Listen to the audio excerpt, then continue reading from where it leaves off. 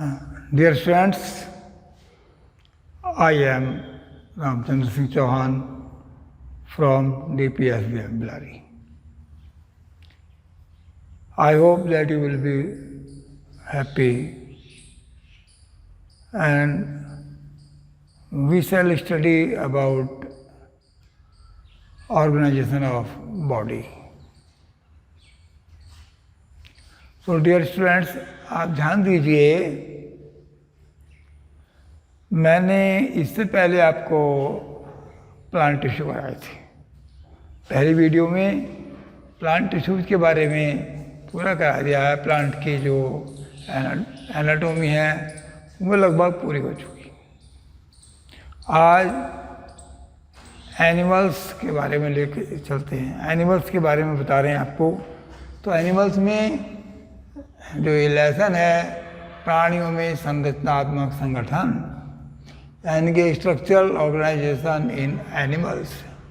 जैसे प्लांट्स में ऑर्गेनाइजेशन होता है, टिश्यू से मिलकर बॉडी बनती है, उसी तरह से एनिमल्स की बॉडी भी जो है वो टिश्यू को मिलाकर बनती है।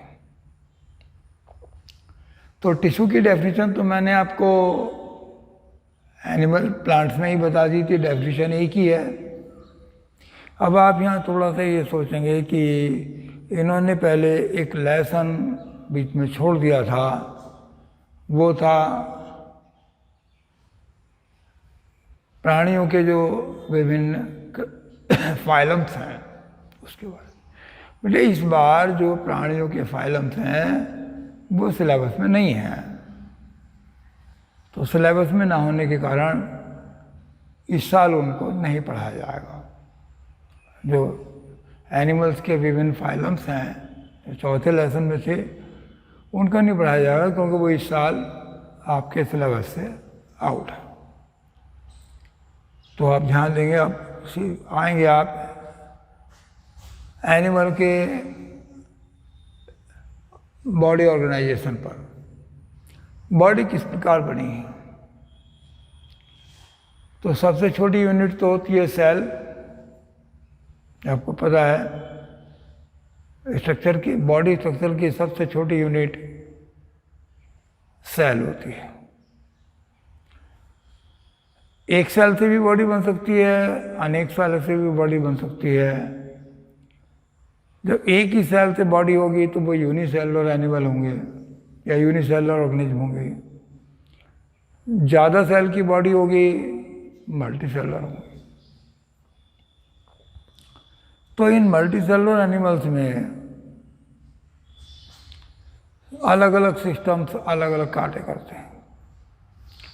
तो इनका जो स्ट्रक्चर है, जब टिश्यू आपस में, ये सेल्स आपस में मिलती हैं तो टिश्यू बनाती हैं। टिश्यू आपस में मिलेंगे ऑर्गन बनाएंगे, अंग। अंग आपस में मिलेंगे तो ऑर्गन सिस्टम बनेगा, और सारे ऑर्गन सिस्टम मिल जाएंगे तो पूरी होल बॉडी बन जाएगी, टोटल बॉडी बन जाएगी। तो आज हम टिश्यू के बारे में लेकर चल रहे हैं कि टिश्यू, एनिमल्स के टिश्यू किस प्रकार होते हैं। तो पहले टिश्यू वाली बात वो पहले आ चुकी है कि सेल्स का ऐसा ग्रुप जिसकी संरचना, उत्पत्ति और कार्य में लगभग समानता हो या मिलकर एक काम को करें, ऐसा सेल्स का ग्रुप टिश्यू कहलाता है, यानी कि ऊतक कहलाता है सेल्स का वो ग्रुप। तो प्राणियों में जो टिश्यूज हैं उनको 4 पार्ट में बांटा गया है। प्राणी टिश्यूज को 4 पार्ट में लिया गया। Epithelial tissue, connective tissue, muscular tissue और नर्वस टिश्यू। एपिथेलियल टिश्यू यानी कि कवरिंग टिश्यू है, जो होल बॉडी को बाहर से ढकते हैं या ऑर्गन्स को ढकते हैं। ऑर्गन्स की आउटर लेयर, ऑर्गन्स की इनर लेयर टिश्यू से जिन टिश्यू से बनती है।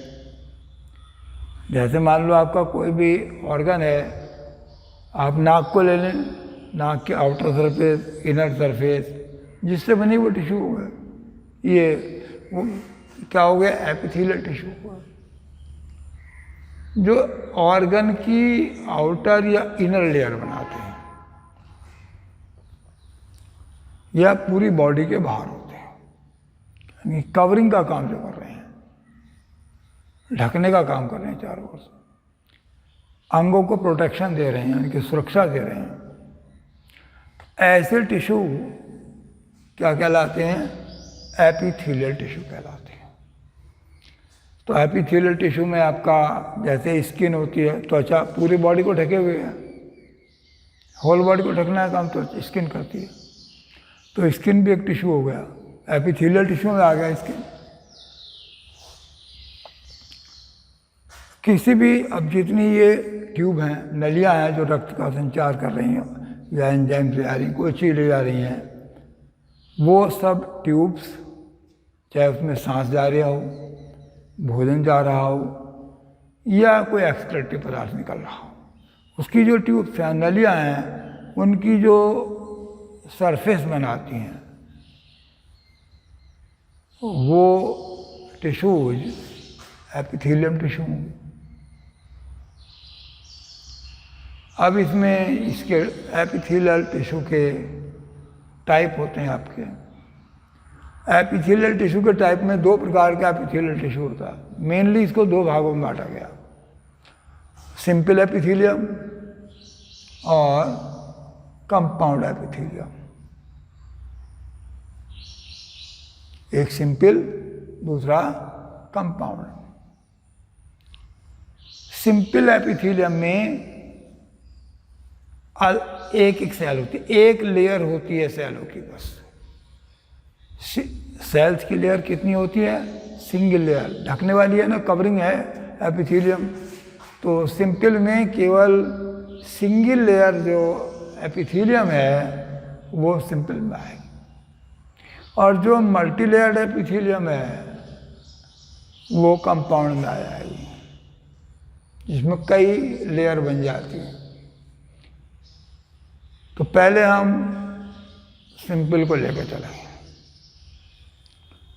तो सिंपल में आपका मैं बताया कि केवल क्या होती है, एक लेयर होती है, डबल लेयर नहीं होती, इसमें ज़्यादा लेयर नहीं होती। तो ऐसी सेल्स में ये जो सेल्स होंगी वो एक आधार पर टिकी होंगी, बेस पर टिकी होंगी।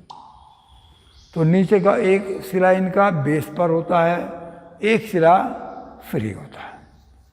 एक सिरा बेस पर, मान ये जैसे ये बेसमेंट मेम्ब्रेन है, कोई बेसमेंट मेम्ब्रेन हो गई, इस पर सेल्स है।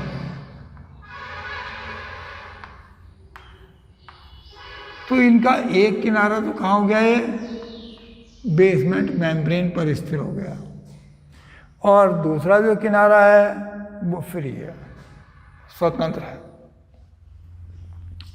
अगली बात क्या होती है, सिंपल में सेल लिव होती हैं, अलिव सेल मतलब जीवित सेल्स हैं।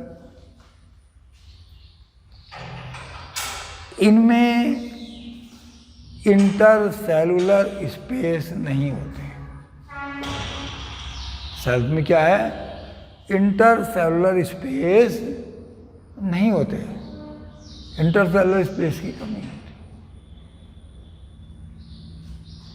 क्योंकि सब सेल्स आपस में मिली होती। अब इन सिंपल सेल्स को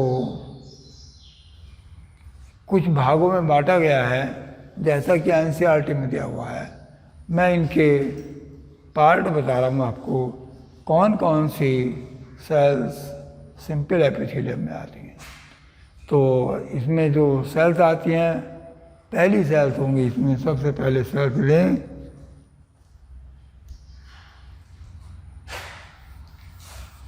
अब हम इनको बाकी को नहीं लेके चल रहे, केवल पहले हम एपिथेलियम का ही वर्णन कर रहे हैं। तो सिंपल एपिथेलियम में सबसे पहली हो जाएगी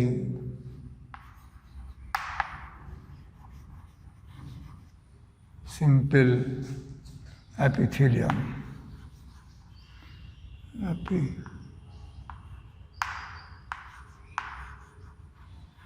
एपिथेलियम।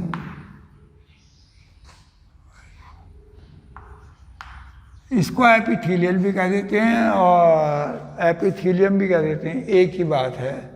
चाहे एपिथेलियल कह दो या एपिथेलियम कह दो, तो इनका बात एक ही बात जाती है कि सिंपल एपिथेलियम हो या एपिथेलियल हो।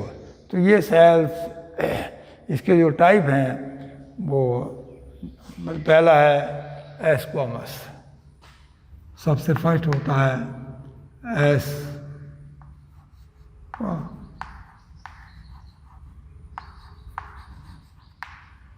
सबसे पहले लेते हैं इस बार एस्क्वामस। तो अब आप एस्क्वामस के बारे में पढ़िए। एस्क्वामस सेल्स, ये सेल्स प्राय चपटी होती हैं।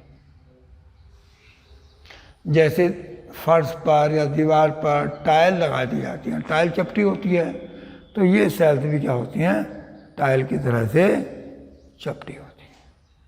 तो ये सेल्स होंगी, इस तरह से मैं सेल्स बना रहा हूँ। बेसमेंट मेम्ब्रेन,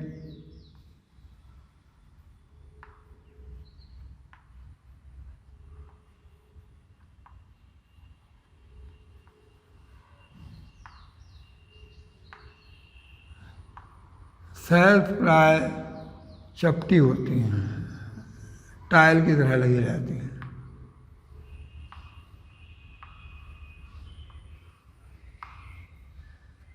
इस तरह ये सेल्स लगी होंगी।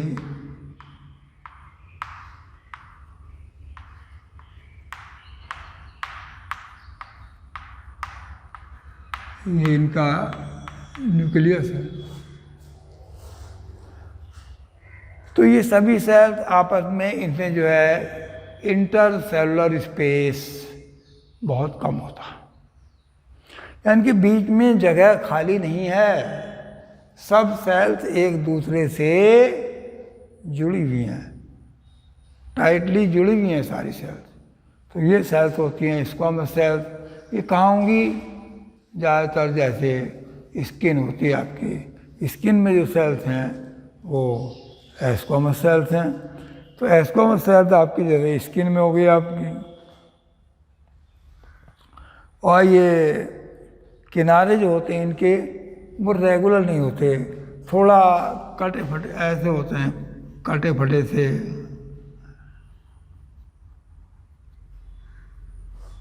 प्लेन नहीं होते, इर्रेगुलर होते हैं, कोई रेगुलरिटी नहीं है किनारों की। और ये एक दूसरे से इस तरह जुड़ जाते हैं जैसे हम टाइलों को आपस में जोड़ देते हैं। तो ये जो सेल मिलेंगी, या तो जैसे रक्तवाहिनी होती हैं, आर्टरी हैं, वेन्स हैं। जैसे ये आपकी आर्टरी आ गई, एक आर्टरी है,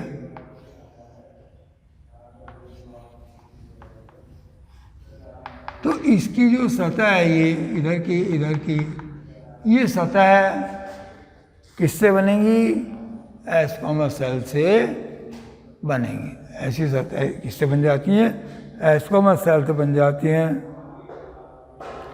और जैसे आपका फेफड़े होते हैं, तो फेफड़ों में की जो एल्वोलाई होती हैं, ये जैसे आपका फेफड़ा हो तो नीचे से फेफड़े आ जाते हैं, तो फेफड़े में इस तरह से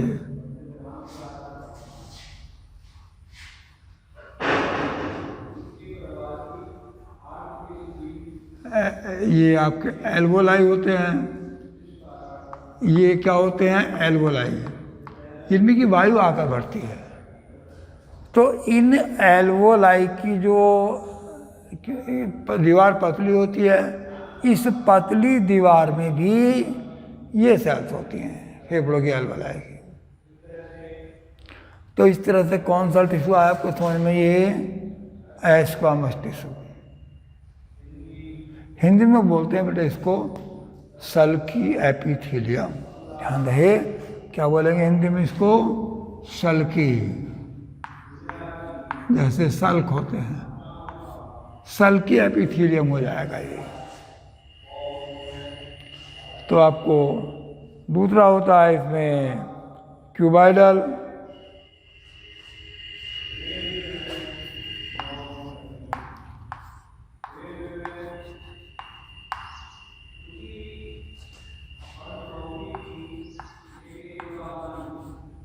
क्यूबॉइडल, क्यूबॉइडल मीन्स घनाकार, जितनी लंबाई उतनी ही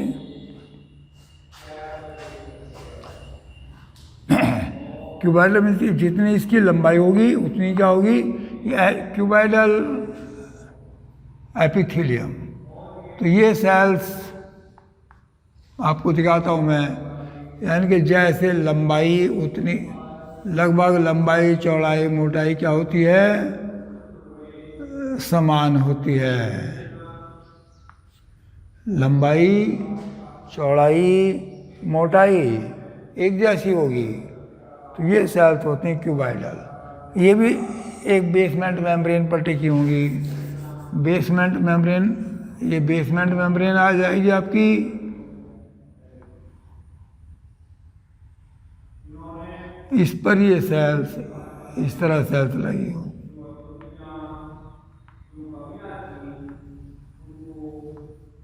होता है कि सेल्स की जैसे लंबाई चौड़ाई और मोटाई,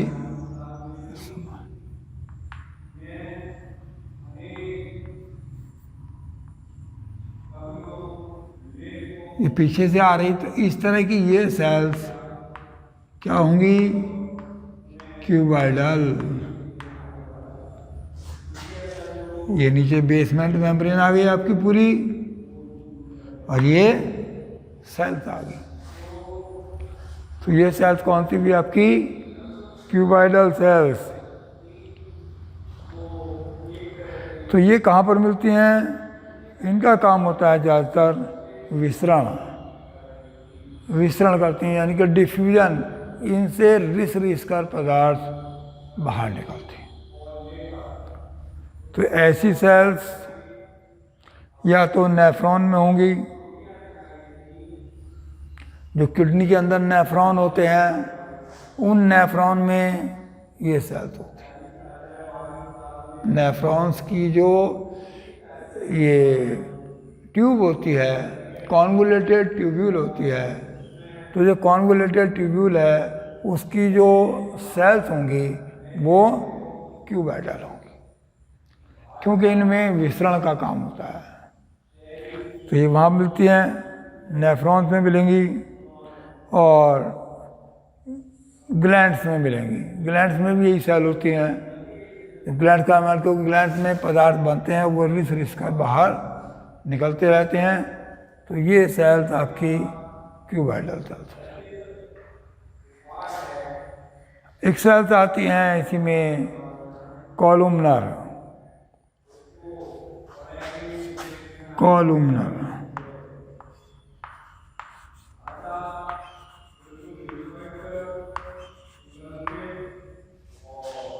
कॉलुमनर सेल्स। अब ये जो कॉलुमनर सेल्स हैं, इसको समझिए, ये आपकी इस तरह होती हैं, बेसमेंट मेम्ब्रेन,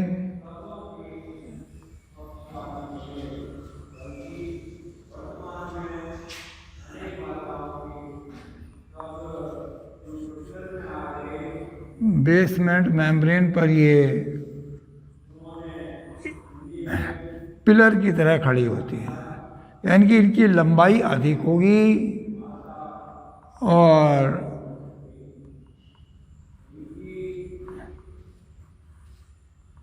चौड़ाई मोटाई कम होगी।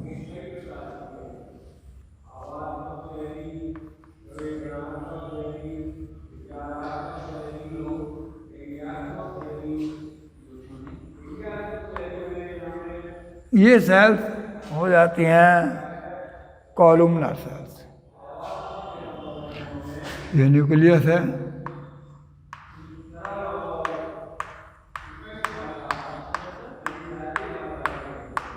इस तरह ये कॉलुमनर सेल्स, यानी कि इनकी लंबाई अधिक होगी, चौड़ाई कम। मोटाई भी इनकी कम होगी। ये भी आपस में क्या है, सटी हुई होती हैं कॉलमनर सेल्स। तो ये आपके कॉलमनर सेल्स आ जाएंगी।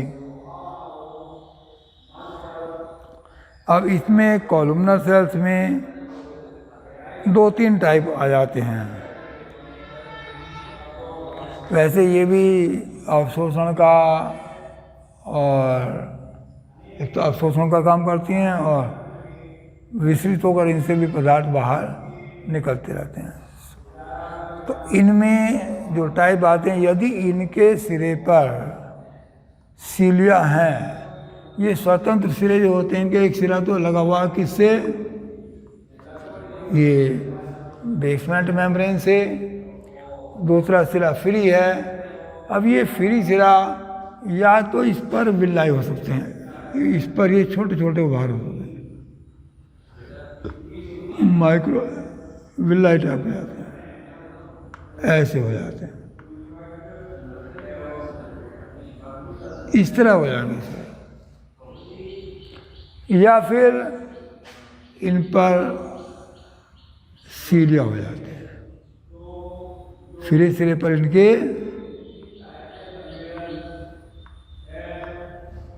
सीलिया हो जाते हैं, बाल जैसी रचना।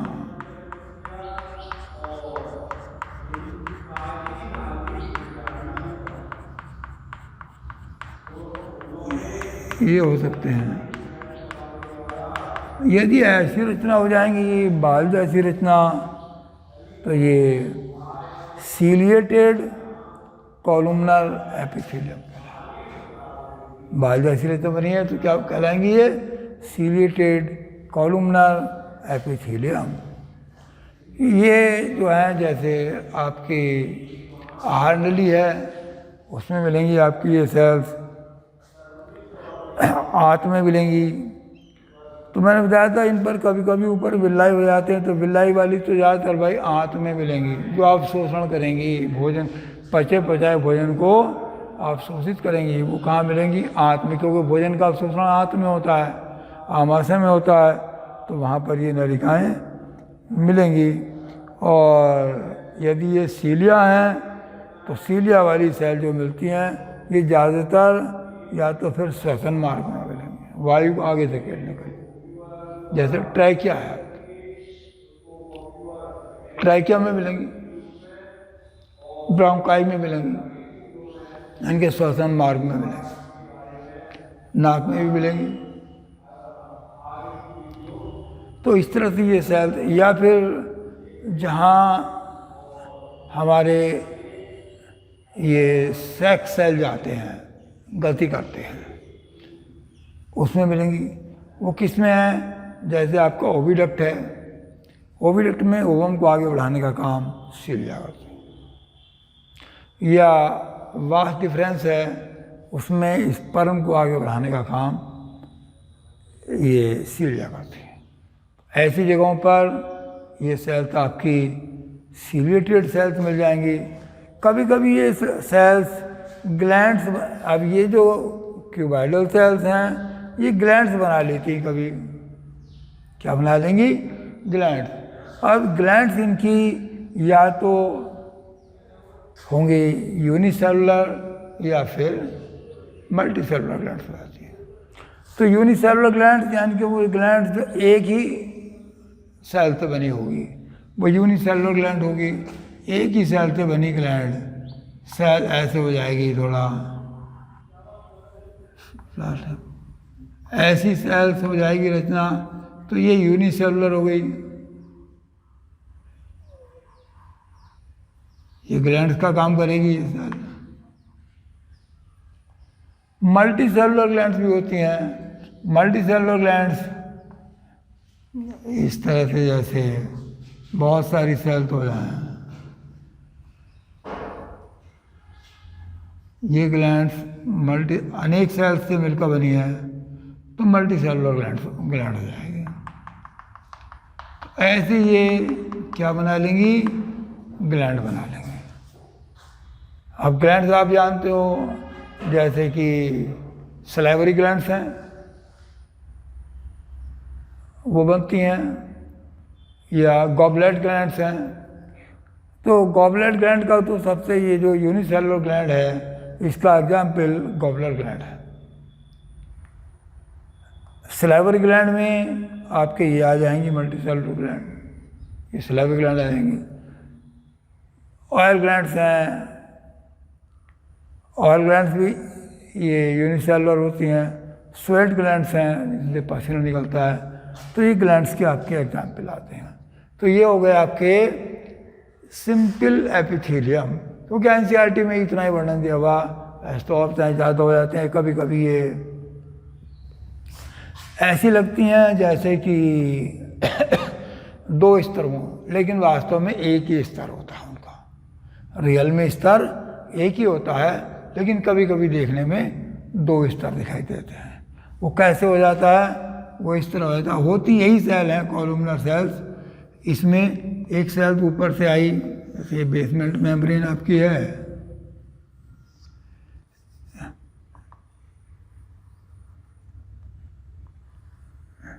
इसका मान लीजिए ये किनारा थोड़ा सा बड़ा है, तो दूसरी एक सेल ऐसी आ जाएगी, इधर से आएगी, यहाँ पर ये छोटी ले। तो सेल एक ही है। ऊपर का पार्ट क्या है? छोटा है, इसका नीचे का पार्ट। ऊपर का पार्ट इसका छोटा, नीचे का बड़ा है, इसका नीचे का बड़ा, ऊपर का छोटा है। तो इस तरह से सेल्स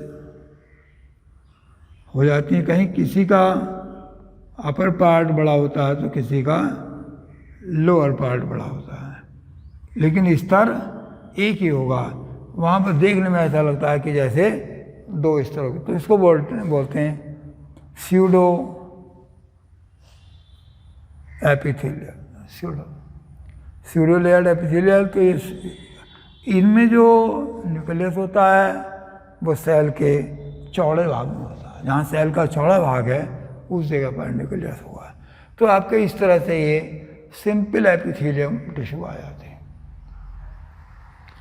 अब आते हैं कंपाउंड एपिथेलियम टिश्यू। तो अब मैं थोड़ा कंपाउंड एपिथेलियम टिश्यू के बारे में आपको बता दूं। तो कंपाउंड एपिथेलियम में कई लेयर हो जाती हैं भाई। सेल्स की अनेक लेयर हो जाती हैं कंपाउंड एपिथेलियम में।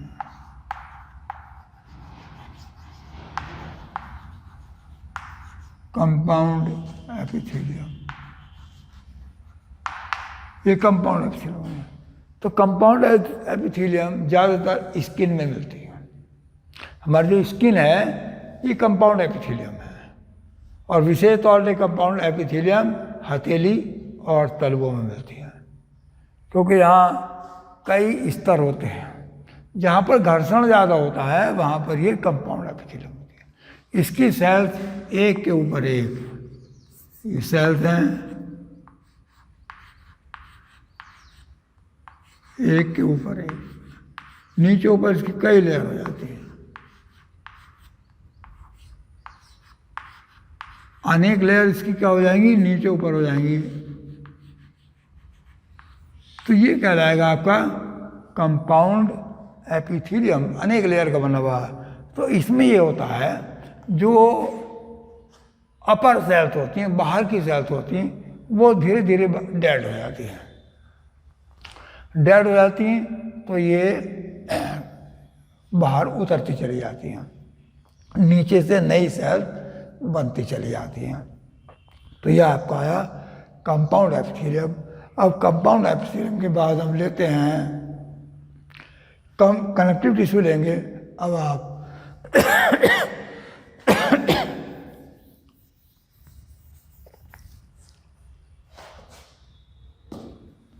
कंपाउंड एपिथेलियम लेंगे।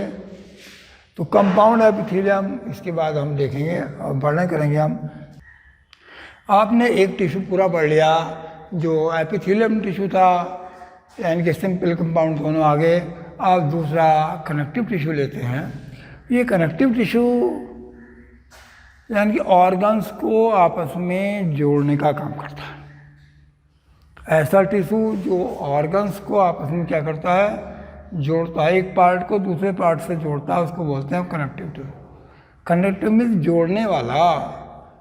तो अनेक अंगों को जोड़ने वाला टिश्यू कनेक्टिव टिश्यू कहलाएगा। ऊतक को ऊतक से जोड़े या अंग को अंग से जोड़े उसको कनेक्टिव कहेंगे।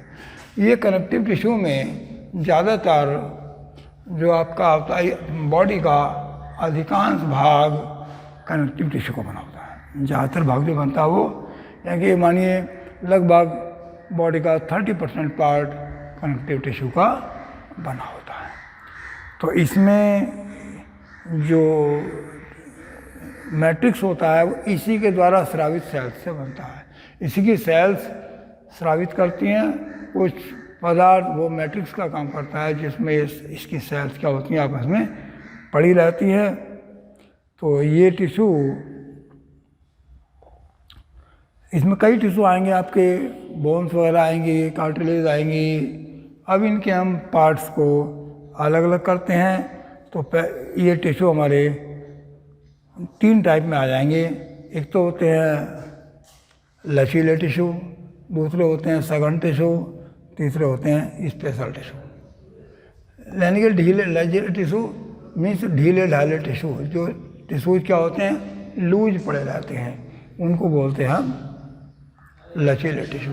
तो इनमें मैट्रिक्स की मात्रा ज़्यादा होती है। जब मैट्रिक्स ज़्यादा होता है तो ये उसमें ढीली ढाली अवस्था में पड़े रहते हैं। तो ऐसे टिश्यू इसमें 2 टाइप आएंगे। एक तो आएगा ये गर्ती का, एक आएगा फैटी टिश्यू। ये गर्ती का टिश्यू जो होगा ये होता है जो एपिथेलियम के नीचे का पार्ट होता है, नीचे जो लेयर होती है वो गर्ती का टिश्यू की होती है। त्वचा के नीचे जो भी भाग है वो गर्तिका में आता है। तो इसमें जो ऊतक होते हैं वो ऐसा पदार्थ बनाते हैं जो बिल्कुल लूज होता है। उस लूज पदार्थ में ही ये सेल पड़ी रहती है। तो इसको हम बोलते हैं गर्तिका टिश्यू। दूसरा टिश्यू आएगा इसमें फैटी टिश्यू। तो फैटी टिश्यू में ये होता है जो पदार्थ जिससे फैट आती है ज़्यादा हो जाती है तो उसको जमा, वो उसके अंदर जमा रहती है। ये भी लूज टिश्यू होता है। इसमें सेल्स होते हैं बास्ट सेल, उनके अंदर क्या होता है ये फैट आदि कार्बोहाइड्रेट वो चीज़ें सब इसके अंदर जमा होती हैं। अब ये अगला आगे कॉम्पैक्ट बोन, ये कॉम्पैक्ट टिश्यू। तो कॉम्पैक्ट टिश्यू में या सघन टिश्यू इसमें थोड़ा सा मैट्रिक्स क्या होता है ठोस होता है। मैट्रिक्स की बात है, इससे ठोस होगी। इसमें ये आपका एक तो आ जाएगा लिगामेंट। तो लिगामेंट क्या होता है? लिगामेंट वो कनेक्टिव टिश्यू है जो बोन को मसल से जोड़ता है। बोन को मसल से जोड़ेगा उसको बोलते हैं हम लिगामेंट। जोड़ने वाला, बोन किससे जुड़ रही है? मसल से। ये बोन को बोन से जोड़ता है। टेंडन बोन को, एक हड्डी को दूसरी हड्डी से जोड़ता है और लिगामेंट हड्डी को पेशी से जोड़ता है। दोनों में ये अंतर है। और इनमें क्या होते हैं? कोलेजन होते हैं, कोलेजन फाइबर होते हैं। तो ये लचीले भी हो सकते हैं, ठोस भी हो सकते हैं। तो इसमें कुछ लचीले होते हैं, ठोस होते हैं। तो किसी में लचीले, किसी में ठोस। अब ये इसी में आता है कार्टिलेज और बोन। कार्टिलेज क्या होती है? इसके अंदर कार्टिलेज में आपके जो